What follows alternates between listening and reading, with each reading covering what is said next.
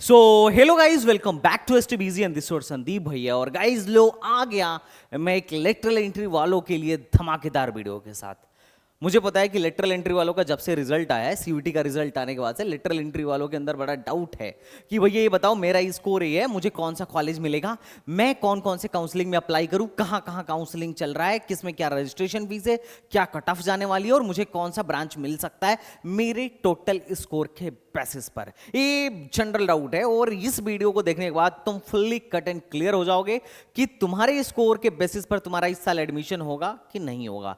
ये भी तुम्हें पता चल जाएगा कि अगर होगा तो कहां होने की संभावना है और किस किस काउंसिल कौन कौन सी काउंसलिंग चल रही है, किस किस काउंसलिंग का लास्ट डेट आने वाला है जहां तुम्हें अप्लाई कर देना चाहिए, क्योंकि मोस्ट ऑफ द केसेस में अभी पता ही नहीं बच्चों को चल पा रहा है। बट बच्चा परेशान मत हो, ये लेटरल एंट्री के लिए बेस्ट वीडियो है। I am Sandeep Vishwakarma.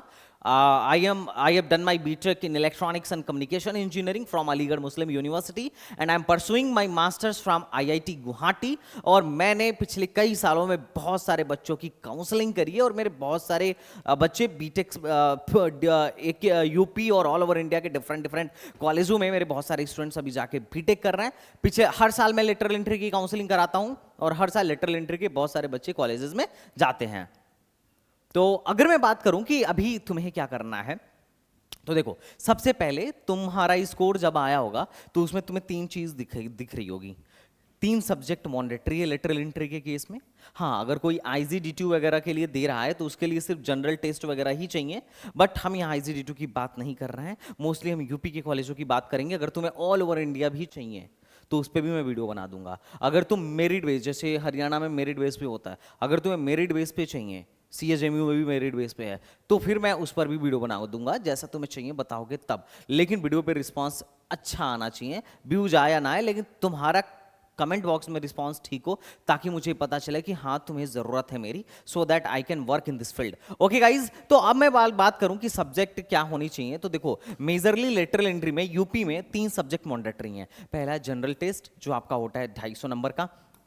उसके बाद से अप्लाइड मैथमेटिक्स जो होता है आपका 200 नंबर का। उसके बाद से इंजीनियरिंग ग्राफिक या फिर कंप्यूटर साइंस में से कोई एक आप लेने चाहिए, वो होता है 200 नंबर का। तो एक बच्ची का रिजल्ट मैं तुम्हें दिखा रहा हूं जिसने अभी सुबह सुबह मुझसे यही सवाल किया कि मेरा कहाँ एडमिशन होगा। तो अभी क्या है कि इसने जो लिया था वो अपना कंप्यूटर इंजीनियरिंग ग्राफिक लिया था, जो कि सिविल या मैकेनिकल बैकग्राउंड से थी। उसके बाद मैथ्स लिया था, फिर जनरल टेस्ट लिया था। हो सकता है कि तुम यहाँ पे इंजीनियरिंग ग्राफिक के जगह पे CSE लिए होगे, डिपेंड करता है तुम पर। तो ये सब्जेक्ट अगर तुम लिए हो तो मोस्टली सारे कॉलेजों की काउंसलिंग में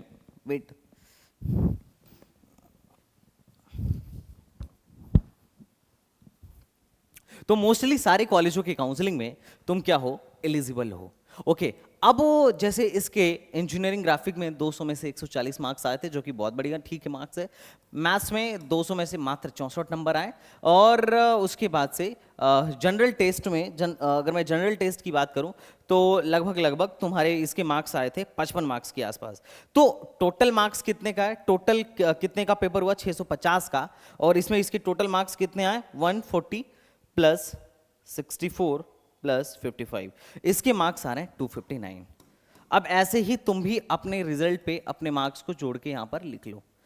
टोटल कितने थे, 650, उसमें से कितने मार्क्स आए इसके, 259। अब इसी मार्क्स से अब तुम्हें पता चलेगा कि कौन कौन से कॉलेज में एडमिशन मिलने की संभावना है। खैर, ये चीज़ तो डिपेंड करेगी कि तुम जिस काउंसलिंग में बैठ रहे हो उसमें कितने बच्चे पार्टिसिपेट कर रहे हैं, कितने नंबर ऑफ कैंडिडेट्स पार्टिसिपेट कर रहे हैं, और उस पार्टिसिपेशन के आधार पर एक मेरिट लिस्ट बनती है। जैसे फॉर एग्जांपल अगर मैं यूपी की बात करूं तो जितने बच्चे यूपी में बैठेंगे उनके मार्क्स के बिहाफ पर जिसका सबसे बढ़िया मार्क्स होगा उसको रैंक नंबर 1 दिया जाएगा, उसके बाद वाले को रैंक नंबर 2 दिया जाएगा, एक मेरिट लिस्ट बना के दिया जाएगा। और उस मेरिट लिस्ट के आने के बाद तुम ORCR में जाके कट ऑफ देख सकते हो और तुम्हें भी पता चल जाएगा कि क्या कॉलेज मिलने की संभावना है। बट अभी चूंकि हमारे पास मेरिट नहीं है, रैंक नहीं है, हमारे पास सिर्फ मार्क्स है, तो अभी मैं मार्क्स के बेसिस पर अपने पिछले कुछ सालों के एक्सपीरियंस से तुम्हें साझा करूंगा कि कौन सा कॉलेज मिलने की संभावना है। तो सब लोग मार्क्स यहाँ पर अपना कैलकुलेट कर लें और कमेंट बॉक्स में भी बता दें कि भैया मेरा नाम ये है, मैंने डिप्लोमा या BSc इस स्ट्रीम से किया है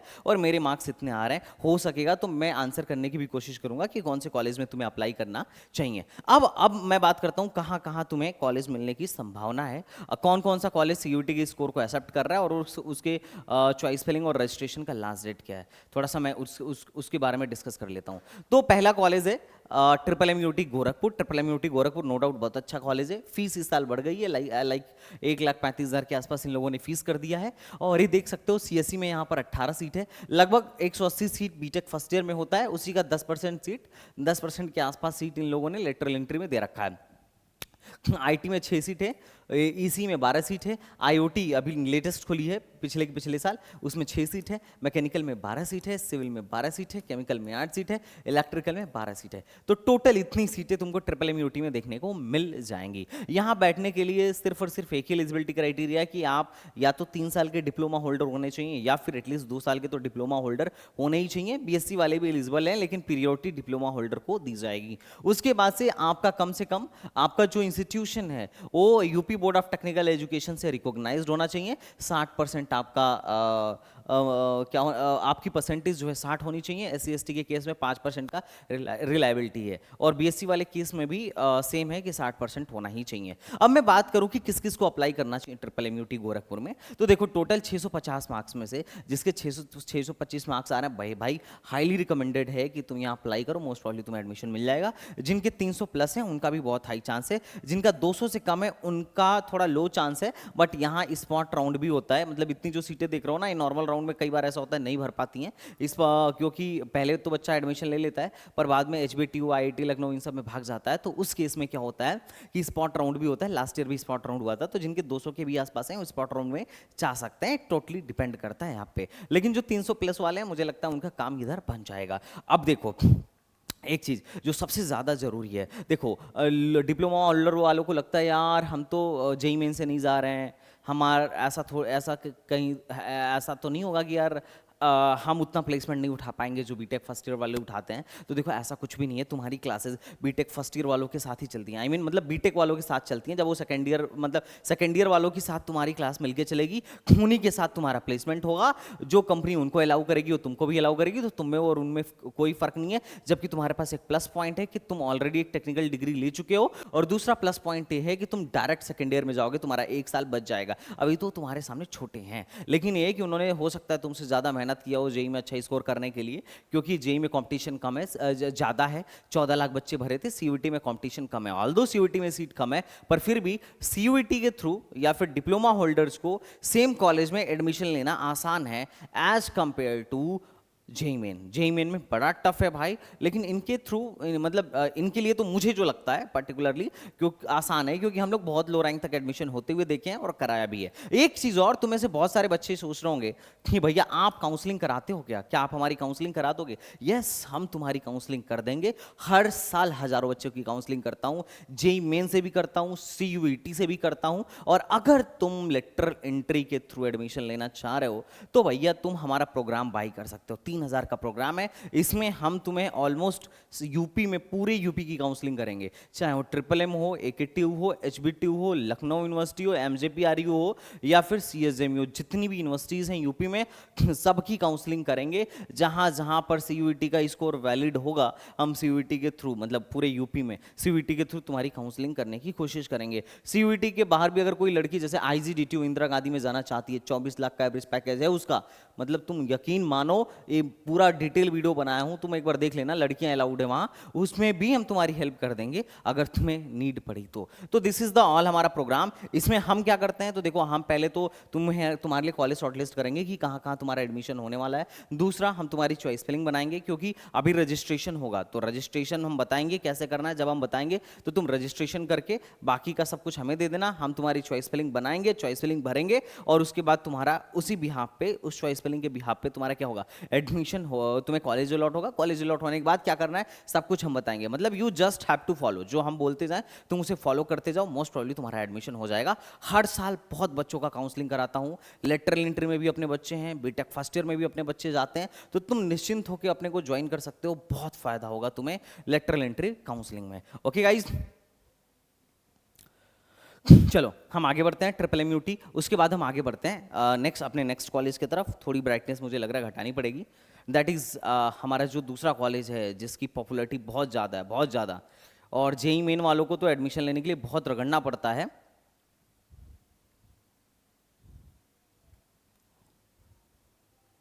I think it's not visible.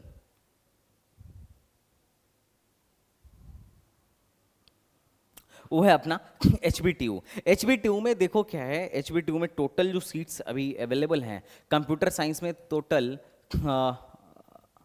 क्या बोलते हैं, टोटल सीट जो अवेलेबल है कंप्यूटर साइंस में 30 है, इंफॉर्मेशन 3 है, इंफॉर्मेशन टेक्नोलॉजी में भी 3 है, इलेक्ट्रॉनिक्स में भी 3 है, इलेक्ट्रिकल में भी 3 है, मैकेनिकल में 3 है, सिविल में 3 है, केमिकल में 3 है, बायोकेमिकल में 3 है, फूड है, ऑयल टेक्नोलॉजी, मतलब टोटल 39 के आसपास यहाँ पे तुम्हें HB2 में सीटें देखने को मिल जाएंगी। कई बार ये सीटें इंक्रीज भी हो जाती हैं अगर बीटेक फर्स्ट ईयर वालों, मतलब बीटेक फर्स्ट ईयर के टाइम में अगर कुछ सीटें जैसे लोअर ब्रांचेस की अगर बच गई हो तो मोस्ट प्रोबेबली वो इंक्रीज होने की पॉसिबिलिटी रखती हैं। तो टोटल अभी फिलहाल में तो इतनी ही सीटें हैं जो तुम्हें स्क्रीन पर दिख रही हैं। अब मैं बात करूं कि इसकी फीस कितनी है, तो देखो इसकी जो फीस है 1,35,000 है, 1,35,000 है। अब तुम्हारे मन में होगा भैया रजिस्ट्रेशन कैसे करना है, तो देखो इसकी रजिस्ट्रेशन फीस 2,500 रुपए लगेगी। रजिस्ट्रेशन अभी इसका स्टार्ट नहीं हुआ है, ना इसका हुआ है, ना ट्रिपल का हुआ है, ना EKTU का हुआ है। अभी ये जल्दी नोटिस डालेंगे और रजिस्ट्रेशन स्टार्ट करवा देंगे, क्योंकि ऑलरेडी CUET के नौटंकी की वजह से, CUET के लेट रिजल्ट देने की वजह से इनका एडमिशन डिले चल रहा है, क्योंकि इन लोगों को अभी सेकेंड ईयर की क्लास स्टार्ट कर देनी है, तो हो सकता है तुम्हें पहुंचने में लेट हो जाए, तो इसलिए लोग जल्दी जल्दी काउंसलिंग कराएंगे। तो लेकिन तुम परेशान मत हो, तुम हमारा प्रोग्राम अगर ज्वाइन करते हो तो हम पूरा लास्ट तक तुम्हारे साथ खड़े रहेंगे, स्पॉट तक तुम्हारे साथ खड़े रहेंगे, कि जितना बेस्ट हो सके, जितना बेस्ट कॉलेज पॉसिबल हो तुम्हारे लिए, हम वो तुम्हें दिलवा पाए। चिंता मत करो, ये थोड़ा फास्ट करने की कोशिश करेंगे, आई नो, क्योंकि इनके पास खुद ही टाइम कम है और इसमें गलती इनकी नहीं है, गलती है CUET की। CUET ने ही लेट कर दिया। अगर तुम्हें यहाँ एडमिशन चाहिए तो डिप्लोमा में 55% होना चाहिए, या BSc भी चलेगा। SC ST को थोड़ा रिलायबिलिटी है, 50% में भी काम चल जाएगा। अब देखो सबसे ज्यादा कट ऑफ HBTU की जाती है, कई बार 400-400 तक कट ऑफ देखने को तुम्हें मिल जाएगी, लेकिन जिनकी 250 प्लस है वो एक्सपेक्टेशन रख सकते हैं। जिनको लोअर ब्रांच में जाना है वो 200 प्लस में, मतलब जिनकी 350 प्लस है वो एक्सपेक्टेशन रख सकते हैं, लेकिन जिनको लोअर ब्रांच में जाना है वो 250 तक पे, 250 प्लस में भी अप्लाई कर सकते हैं। उसके नीचे में तो अप्लाई करने का कुछ खास फायदा होगा नहीं वैसे, लेकिन अगर किसी को CSE वैसी चाहिए तो 400 प्लस भी कट ऑफ जा सकता है।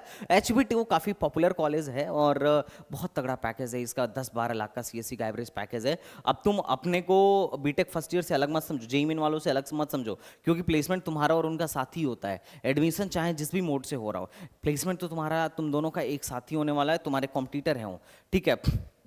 उसके बाद तीसरा EKTU है। EKTU काउंसलिंग सबसे ज़्यादा कॉलेजेस अगर किसी काउंसलिंग के अंदर में हैं लेटर एंट्री के लिए तो है EKTU, और यहाँ पर सबका उद्धार हो जाता है। जिसका 150 नंबर है उसका भी, जिसका 200 नंबर है उसका भी, जिसका 100 नंबर है उसका भी। हमने तो 90 नंबर, मतलब 80-90 नंबर वालों का भी उद्धार कराया है, तो यहाँ तो सबका उद्धार हो जाता है।